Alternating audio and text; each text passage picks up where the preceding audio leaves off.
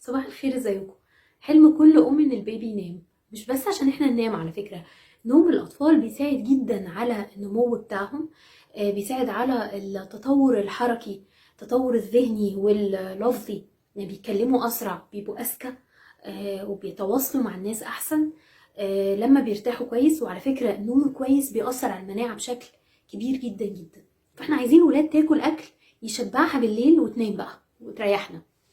علميا عشان الطفل ينام، الاكلات اللي بتنيم دايما اللي الناس بتنصحنا بيها غالبا فيها ماده من ثلاثه. يا اما نمره واحد ماده التريبتوفان. التريبتوفان دي عباره عن واحد من الامينو اسيدز، الاحماض الامينيه. خلاص، يعني موجوده في البروتين عادي. لما بناكلها بتتحول في الجسم الماده اسمها ميلاتونين. الميلاتونين ده هو اللي بيساعد على النوم، بيخلي الطفل ينام كويس. تاني مادة بتساعد على النوم هي النشويات المعقدة. ليه؟ لأنها بتشبع بس مش مسكرة قوي، فما بتخليش الطفل هايبر ويقوم بقى يلعب ويتنطط ويجري. لا، يبقى هادي وراكز كده ويشبع ويملى التانك وينام. تالت مادة بتساعد على النوم أي أكلة فيها مغنيسيوم بكمية كويسة. المغنيسيوم إلى جانب دوره المهم في العظم وفي وظائف حيوية كتير، المغنيسيوم بيساعد على ارتخاء العضلات وراحتها. فالطفل ينام وهو مبسوط وسعيد كده، ومفيش تعب بعد كل اليوم اللي حرك فيه عضلاته لما بهدل الدنيا. طيب ايه هي الوجبات؟ انا جايبالك 9 وجبات مشبعة ومتجربة، وحتى هتلاقي الامهات القديمة كلها عارفاها كويس قوي. بس قبل ما تدي اي وجبة من دول لازم كل صنف منهم يكون دخل لوحده، وتكوني جربتيه لمدة 3 ايام على الاقل، وتأكدتي ان بعد الشهر مفيش منه تحسس. هحاول وانا بقولك دلوقتي اقولك كل واحدة من دول تنفع في سن كام. هو الوجبات دي كلها تنفع بعد 9 شهور. انما في منها حاجات هينفع تدخليها من السادس، وهقولك وانا بشتغل معاكي على الترتيب. في حاجات ممنوعة ما ينفعش تتاخد قبل النوم. نمرة 1 السكريات او الفواكه المسكرة قوي، مثلا زي التمر، هيديه طاقة كبيرة قوي، انا مش عايزاه ياخد الطاقة دي ويهايبر قبل النوم. نمرة 2 البقوليات اللي هي مثلا العدس، الحمص، الفول، لانها بتنفخ البطن وبتطلع غازات كتيرة. هتكلم شوية عن الحمص بعد شوية. خصوصا طبعا البقوليات دي انت عارفة انها ممنوعة لو في انيميا الفول. نمرة 3 ممنوع تدي بيض قبل النوم لانه برضو بيعمل لهم غازات. ممنوع تدي مقليات او تدي اكل مسبك، او طبعا تدي اكل تقيل في الهضم. يعني مثلا اللحمة من الحاجات اللي بتبقى صعبة شوية في الهضم على الطفل في الاول، خصوصا قبل ما يتم السنة. مش بقول انها ممنوعة، هنأكلها بس مش قبل النوم، بحيث ينام مرتاح بقى، ما يقومش يخنفر ويتضايق ويجيله مغص وينكد علينا. تعالوا نبتدي. عشان ما انساش الوجبات، انا كاتباهم في الكراسه بتاعت بنتي. دي اخر اعمال بنتي الفنيه، وعايزه اقول لكم المفاجاه ان ده هي وده انا وده باباها، واضحه طبعا. معلش لو ببص كل شويه في اعمال بنتي الفنيه. نمره 1 الوجبه الحلوه قوي، الشوفان بالموز. بصي بقى، الموز اكتر اكله بتنيم في الاكل اللي انا هقوله كله، وعن تجربه. الموز اولا فيه ميلاتونين، اللي هي او التريبتوفان، الماده اللي بتتحول للميلاتونين وتساعدنا ننام. مش بس كده، في ماده السيروتونين. ماده السيروتونين دي تريكي شويه، ممكن ناس تسهرهم وممكن ناس تنيمهم. في الاطفال الصغيرين لما تحطي ماده فيها سيروتونين مع الميلاتونين، ده بيخلي النوم اعمق. ما بيطلعش بقى لمرحله النوم اللي هي القلقان، اللي هو عمال يتلفت والكلام ده، بتوديهم بيروحوا. الموز مفيد كمان جدا. لو فتحتي صفحه على الفيسبوك هتلاقيني بحط بقى بوست كتير قوي عن فوائد كل اكله لوحدها، فالموز بجد مفيد جدا. بس لو طفل مخنفر قوي، واليومين دول العيال كلها مخنفره، بلاش الموز بالليل الا لو غسلاله مناخيره كويس. عشان ما يزودش شويه ان هو مخنفر، او يخلي المخاط اتقل شويه فيبقى طول الليل مضايقك او بيكح او عايز يرجع. بلاش الموز بقى. بينفع طبعا من 6 شهور، بس بنجرب قبله التفاح مثلا، حاجه من الفواكه. وطبعا الطبيعي ان احنا بندي الخضار، بعدين بنزود الموز او الفواكه. في السنه الاولى بندي نص موزايه بس في اليوم، مش اكتر من كده. الموز مش محتاج يدخل النار، بتضربيه بالبلندر عادي وتحطيه للطفل. ممكن بقى تحطي مع الموز شويه قرفه، ممكن تحطي معاه تفاحيه. انا بخبي التفاح في الموز لان التفاح لوحده بيشرق. الطفل لما بياخد التفاح لوحده بيشرق، فبخبي التفاح في الموز، بخبيه في البطاطا، في اي حاجه. حطي جنبه بقى الشوفان. الشوفان من اولا نشويات معقده بتشبع وتقعد في البطن حبه حلوين من غير ما تهايبر الولاد. ثانيا غنيه برضو بالميلاتونين، فهتفضل في البطن وهتخلي الطفل ينام فتره طويله. الشوفان مناسب لو، المفروض انه التوصيات الاخيره بتاعه الامريكان اكاديمي اوف بيدياتريكس، الجمعيه الامريكيه لطب الاطفال، بتقول من السادس، بس احنا ماشيين بترتيب. يعني المفروض بندخل خضار، بعد كده بندخل الفاكهه، فمع ما تخلصي الخضار والفاكهه بتلاقي الشوفان دخل في اخر السادس او اول السابع غالبا، لو انت بادئه الاكل من السادس. في انواع معينه من الشوفان على فكره حطاها في الصفحه، مش كل انواع الشوفان ينفع تشتريها للبيبي. بتجيبي الشوفان تسلقيه كويس قوي في شويه ميه قليلين وعلى نار هاديه وتضربيه. لو البيبي فوق سنه حطي بقى على الوجبه دي شوفان بالموز، حطي معاها بقى معلقه عسل، حطي معاها شويه لبن. اللبن بيخلي الاطفال اعصابها تهدى وتنام طبعا. العسل كمان من المواد اللي فيها كنوز غذائيه وكمان بتساعد على النوم، بس للاسف ما ينفعش نحطهم قبل السنه. يا سلام بقى لو الوجبه الحلوه دي اللي فيها شوفان وموز ولبن وعسل حطيتي فيها شويه مكسرات مطحونه على الاخر عشان ما تعملش للطفل اختناق بعد الشر. احسن مكسرات بتساعد على النوم هي اللوز وعين الجمل، حلوين جدا للنوم. فول السوداني لا بقى، الفول السوداني بيهايبرهم ويصحصحهم جدا، فخليكي في اللوز وعين الجمل كميه بسيطه وطحنيها جدا جدا جدا بحيث تكون ناعمه كانها توابل. وعلى فكره ينفع تستخدمي المكسرات قبل السنه، بس ما يفضلش بعد السادس على طول. الناس هتقول لي اصل الجمعيه الامريكيه قالت اي حاجه بعد السادس عادي، والمكسرات اوكي تبتديها بدري، بس اقروا الجايد لاينز للاخر، التوصيات للاخر، هتلاقوا ان لا في ترتيب بالنسبه للمكسرات. بنبتدي قبله باكلات تانية تكون بتعمل تحسس، وبعدين نوصل للمكسرات وبنراجع تاريخ الحساسيه عند الاهل. فعلى فكره انا هعمل، لو انتوا عايزين قولوا لي اعمل لكم فيديو كامل عن بدايه الاكل من اول الرابع لغايه السنه، ايه اللي يدخل والترتيب يمشي ازاي، ولو انتوا عايزين الكلام ده وهتلاقوني دايما بكتب الحاجات دي على الصفحه.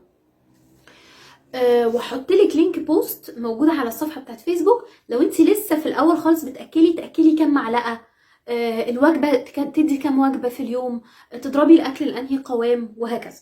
يبقى اول وجبه خلصناها شوفان بالموز. تاني وجبه هي بطاطا بالفراخ. بصوا بقى، البطاطا من النشويات المعقده الحلوه جدا، مغذيه جدا، غنيه بفيتامين A، بتقوي المناعه، فيها فيتامين سي على فكره بنسبه كبيره، الياف كويسه ومفيده جدا للطفل، فيها كنوز غذائيه عاليه جدا. حطي معاها بقى الفراخ مش كل الاطفال بتتقبل طعمها لوحدها، بتبقى عايزه حاجه سموث كده ناعمه تتحط فيها ويبقى طعمها حلو. فالبطاطا بالفراخ وجبه بالليل بتعشي وتدفي وتنعم الولد كويس قوي. البطاطا تنفع من السادس، اسلقيها، عمليها البخار او اسلقيها في ميه او اشويها. الفراخ يفضل تديها بعد السابع، يعني في السابع. هي ممكن تتاخد من السادس بس مش احسن حاجه لمعده الطفل، احنا بنعود الطفل معدته واحده واحده عشان ما يجيلوش غازات من الاكل.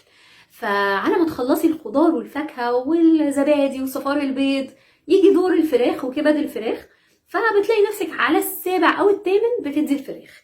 اهم حاجه تكون فراخ بلدي لو تقدري، تسلقيها وتاخدي الصدر وتضربيه كويس قوي. عارفين بقى الفراخ بتنيم جدا جدا لانه غنيه جدا بماده الميلاتونين. مش بس بقى الفراخ، عارفين ايه اللي بينيم اكتر من الفراخ؟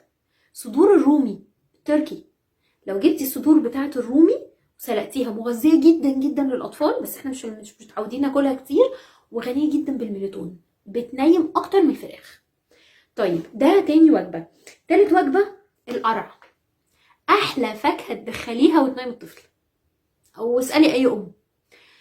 مش بس كده، القرع كمان بيخلي الستول البراز سهل شويه، لانه الاكلات الكتير زي البطاطس وبطاطا والكلام ده كله بيعمل شويه امساك، بيمسك شويه البطن، فلما تحطي معاه قرع بيفك الدنيا شويه. دايما قرع وكوسه بنحطهم عشان نفك الامساك. القرع طعمه حلو، القرع مغذي لدرجه رهيبه وبيرفع المناعه بشكل مش طبيعي وبينيم. القرع ينفع من السادس، بس بعد ما تدخلي الخضار وتدخلي التفاح مثلا دخليه، بتقشريها كويس قوي، ممكن تحطيها على النار حاجه بسيطه في ميه قليله وبعدين تضربيها كويس. لو طفل اكبر شويه مش لازم يعني، بس الاحسن تحطيها في النار. القرع ممكن تعمليه بقى مع حاجه تانية. يعني مثلا انا بحب احط القرع مع الجزر. الجزر مصدر قوي للنشويات المعقده، وبعدين الجزر بيمسك فبيعادل شويه ان القرع مسهل الدنيا، بيتماسكوا مع بعض. وبعدين دي افضل طريقه تدخلي فيها الجزر، لان الجزر طعمه ميزز شويه، فالاطفال ما بتقبلش عليه قوي لو اتاخد لوحده. فحطي القرع مع الجزر وعشي البيبي بالليل وبألف هنا وشفا. الجزر من السادس برضو عادي. ويا سلام بقى لو حطيتي معاهم فراخ، يبقى انت كده ايه، تقلتي الوجبه جدا. الوجبه اللي بعدها بقى سبانخ سبانخ سبانخ. بصوا، سبانخ اكتر خضار بينيم العيال. ليه؟ نمره واحد فيه مغنيسيوم، اوكي، فبيساعد على ارتخاء العضلات. نمرة 2 فيه ميلاتونين فبيساعد على النوم. نمرة 3 هو قيمته الغذائية عالية وفيه حديد، مش كتير قوي زي ما اهالينا فهمونا على فكرة، بس على الاقل هو مغذي وفيه حديد. السبانخ طبعا بتستوي وبعد كده بتضربيها كويس قوي قوي. ما بندخلهاش من السادس، ممكن تلاقي مثلا ناس بتدخلها من السابع، ناس تانية بتدخلها من السادس، على حسب معدة الطفل واستيعابه. مش كل الاطفال بتحب السبانخ، لا كل الاطفال ما بتحبش السبانخ. هعمل بوست تاني ازاي تخبي الخضار والسبانخ في الاكل، فيديو تاني. بس بشكل عام عشان ياكل السبانخ انا بحب احط معاه تفاح مسكر. التفاح اللي هو السكري بيضيع طعمها شويه وبيعادلها شويه، وهي اذواق. بس ما تخافيش تجربي خضار على فاكهه. يعني اوعي تفتكري انك لما تحطي خضار على فاكهه يبقى ده عك. هو لسه التذوق عنده هادي جدا ولسه متعرفش على اي حاجه، مش زينا. بالعكس، انت كل ما تعرفيه على اطعمه اكتر كل ما هتلاقيه قدام بيتشجع ياكل اكتر. عشان كده برضو الرضاعه الطبيعيه بتساعد الطفل انه قدام بعد سنتين بعد ما يتفطم ياكل احسن. ليه؟ لانه عن طريقك بياخد اطعمه مختلفه كتير جدا في الاكل. فجربي السبانخ. لو ابنك ما بيحبش السبانخ خالص هاتي خس. الخس برضو غني بالمغنيسيوم بس شويه صغيرين عشان ما يعملش اسهال. طيب اعملي بقى وجبه عشاء عاديه، مش لازم كل يوم افتكاس. يعني ممكن تعملي شويه رز تسلقيهم. الرز ينفع وكن السادس، بس مش كل يوم رز مره او 2 في الاسبوع بس، عشان ماده الارزانيك اللي فيه لو اتاخدت كتير تبقى غلط على الولاد. فاعملي رز مره او 2 في الاسبوع، اسلقيه كويس قوي. حطي عليه شويه ميه صغيرين واضربيه. لو الطفل فوق السنه بنعمله زي الرز بلبن كده، او بنحط معاه نشا كانه رز بلبن او رايس بودنج يعني. حطي مع الرز بيقعد في البطن وبيساعد الطفل جدا ان هو ينام. حطي معاه فراخ، حطي معاه خضار، مثلا اضربي بسله مثلا معاه، يبقى هي وجبه متكامله. بدل الرز ممكن تبدليه بطاطس بيوريه. اعملي بطاطس بالفراخ، دي وجبه برضو غير الرز بالفراخ. دي بطاطس بالفراخ برضو وجبه حلوه قوي بيحبوها جدا. ودايما وانتي بتعملي بطاطس او جزر حطي معاهم كمون، تطلع الغازات وتريح بطن البيبي، طعمها حلو. البطاطس انا بحب احط معاها زعتر بس اضربه كويس قوي. الزعتر من التوابل المفيده جدا، مغذيه جدا، فيها قيمه غذائيه رهيبه. هعمل لكم بوست عليها على فيسبوك. وبتمشي جدا مع البطاطس. لو الطفل اكبر شويه، يعني مثلا دخل السابع او كده، ممكن تحطي نقطه زيت زيتون مع البطاطس، وغنيه بالاوميجا هتساعده تفك الامساك شويه. مفيده جدا. الوجبه اللي بعدها بقى دي وجبه كل الامهات اللي ايه، يعني ايه، المستعجلين. افوكادو. بس هي الشطاره ازاي تنقي حبايه افوكادو مستويه. افوكادو تكون مش يعني تكون مستويه بس مش بايظه. الافوكادو غني جدا جدا جدا بالفيتامينز، وجواه كنز غذائي. زياده على كده ان هو بيساعد على النوم. واسهل حاجه ان هو مش محتاج يتحط في النار. انت ممكن تفضيه بمعلقه كده، اوكي، وتاخدي اللحم اللذيذ بتاعه ده وتضربيه. يا سلام لو طفل فوق السنه او بياخد لبن صناعي مثلا، ممكن تحطي معاه شويه لبن، بيبقى سموذي تحفه. الولاد بتحبه قوي. حطي بقى مع الافوكادو اي فاكهه انت بتحبيها، تفاح، كمثرى. بيوزنوا بعض وبياخد القوام يخلي التفاحه ما تشرقش او الكمثرى ما تشرقش، ومغذيه جدا وبتنيم ومفيده جدا. طيب حاجه كمان بقى نعادل بقى ان الافوكادو غالي، نحط حاجه رخيصه. الحمص. الحمص مش بس كنز غذائي، الحمص كمان غني جدا جدا بماده الميلاتونين اللي بتنيم وبيقعد في البطن. بس انا عندي مشكله مع الحمص، الغازات. فعايزاكي لو هتستخدمي الحمص بالليل لازم تكوني جربتيه بالنهار فتره طويله، والطفل قولونه خلاص اتعود عليه ومرتاح. يعني مثلا فوق الثامن مثلا هتلاقيه خلاص هو والحمص بداوا يتقبلوا بعض. البقوليات بشكل عام بنبتديها في 7 أو 8، يعني متأخر شوية، في ناس بتبتديها في 9.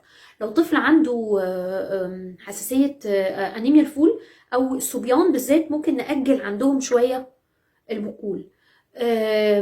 الحمص بيتنقع كويس قوي من قبلها بالليل عشان يطلع كل المواد اللي بتعمل غازات للأطفال، وبعدين بتسلقيه، وبعدين بتقشريه، وبعدين بتضربيه كويس قوي قوي للطفل. كبار الولاد الكبار اعملوا حمص الشام، احنا دلوقتي في الشتاء، ده برضو هيساعدهم يناموا. الحمص احلى حاجه تحطيه مع البطاطا، لانه طعم البطاطا مسكر مع الحمص بتبقى تحسي انها وجبه مشبعه وحلوه. يا سلام بقى مع شويه فراخ، بتبقى عظيمه. اخر حاجه بقى الزبادي. انا عاوزاكي تركزي مع الزبادي. الزبادي ممكن تدخليه من السادس، بعد ما تدخلي الخضار والفاكهه بس كده تدخلي الزبادي. زبادي مغذي طبعا، هو اول المواد المنتجات الالبان اللي ممكن تدخليها للطفل. في خلاف كتير في الدنيا دخل الزبادي امتى، بس هو دلوقتي التوصيات حسمت الخلاف وتقدري تدخلي الزبادي في السادس. لو زبادي عادي، لو زبادي يوناني، لان التقليعه الجديده دلوقتي اننا ندي زبادي يوناني، فبنتاخر شويه، مش لازم في اول السادس عشان خاطر تقيل. بتجيبي زبادي مبستر، ما ينفعش الزبادي بتاع اللبان. وزبادي عادي، ما ينفعش زبادي بالفواكه. وحطي حضرتك بقى عليه الفواكه اللي انت عايزاه، وحطي عليه شوفان. الزبادي بينيم لانه غني جدا بالاحماض الامينيه المفيده، وبالذات التريبتوفان، فبيتحول لميلاتونين وبيساعد الطفل ان هو ينام. وجبه لطيفه ومغذيه جدا جدا. اخر حاجه، لو الطفل فوق السنه اعملي له كوبايه لبن بالعسل، عوديه انه ده بالليل قبل العشاء دايما. ولو الطفل ما بيحبش اللبن، هعمل فيديو تاني مخصوص ازاي ندخل اللبن او نخبي اللبن في حاجات تانية زي البانكيك او اي حاجة تانية، بحيث الطفل يتقبل اللبن من غير ما يطلع عينينا ويرفضه. ربنا يحفظ الولاد. ولو عندكم اي مواضيع او اسئلة حطوها لي على الكومنتس، وبصوا على الصفحة.